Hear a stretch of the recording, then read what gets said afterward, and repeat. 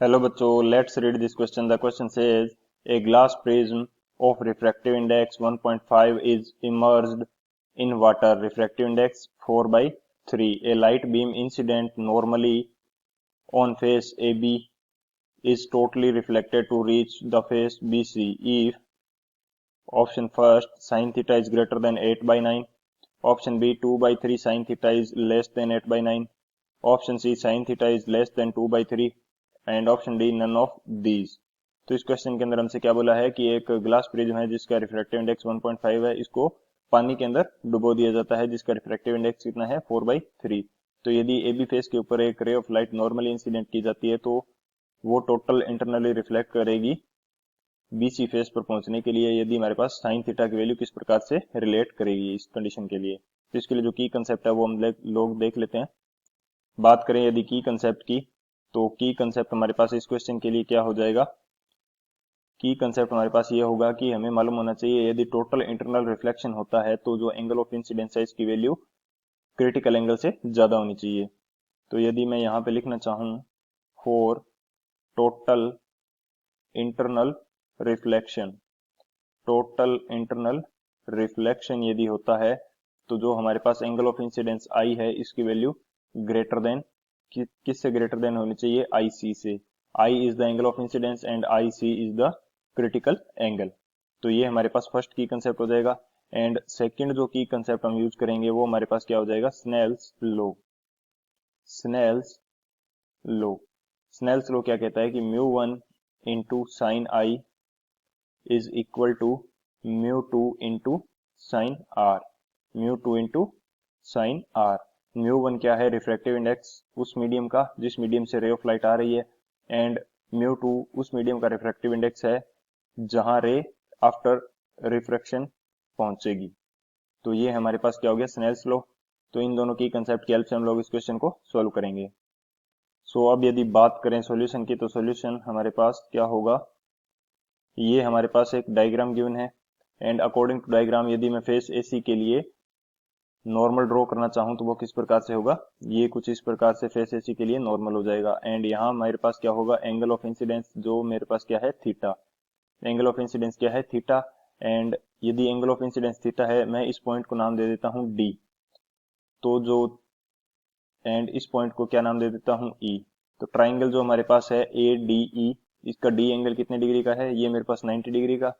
And जो angle E है इसके लिए इसकी वैल्यू कितनी हो जाएगी, नॉर्मल का सरफेस के साथ टोटल एंगल होता है 90 डिग्री, एंड इसमें से एंगल ऑफ इंसिडेंस थीटा हो गया तो ये एंगल कितना बचेगा, इसकी वैल्यू मेरे पास आ जाएगी 90 माइनस थीटा के इक्वल।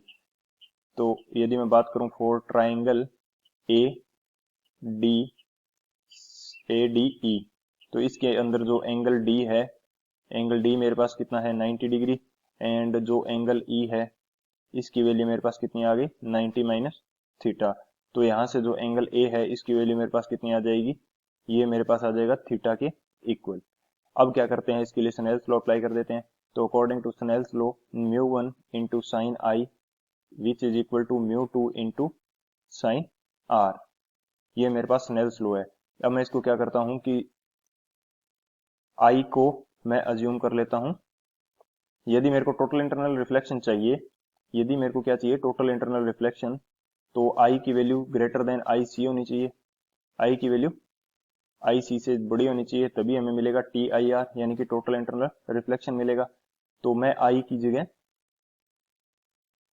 जगह या तो आई सी यूज करता हूं या यहाँ पे जो इक्वल का साइन है इसकी जगह ग्रेटर देन का साइन यूज कर लेता हूं ताकि टोटल इंटरनल रिफ्लेक्शन को शो कर पाए। अब यदि मैं आई की जगह आई सी यूज करूंगा तो जो साइन आर है, साइन आर, तो इस एंगल आर की वैल्यू मेरे पास कितनी हो जाएगी 90 डिग्री। ये मेरे पास क्यों हो जाएगी, यदि मैं यहाँ पे लिखूं if angle of incidence i is equal to i c, then जो आर एंगल होगा हमारे पास इसकी वैल्यू हमारे पास कितनी आ जाएगी 90 डिग्री, क्योंकि जस्ट क्रिटिकल एंगल की कंडीशन के अंदर जो रे ऑफ लाइट होती है वो जस्ट ग्रेज करते हुए निकलती है।